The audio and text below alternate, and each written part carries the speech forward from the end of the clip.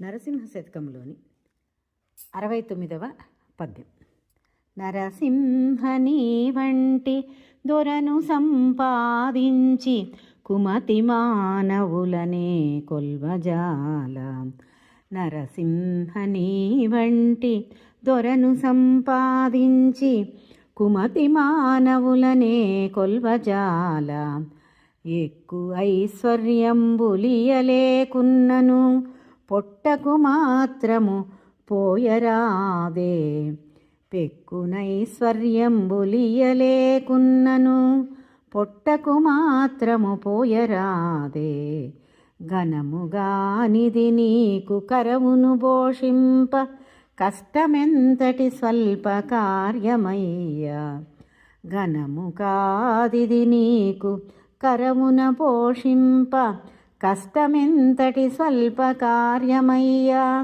పెట్టజాలకమేల భిక్షమెత్తించెడు, పెట్టజాలకమేల భిక్షమెత్తించెడు.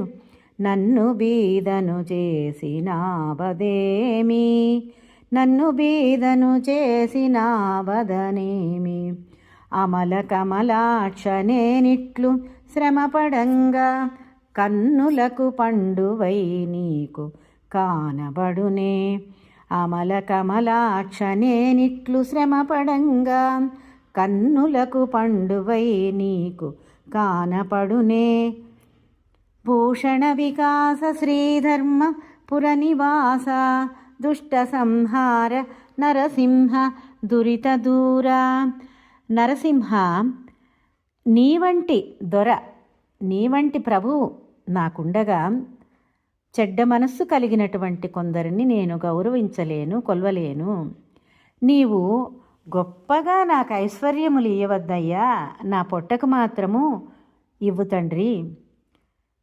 నీకు నన్ను పోషించడం అనేది నీకు కష్టమే కాదయ్యా, ఇది చిన్న కార్యమయ్యా.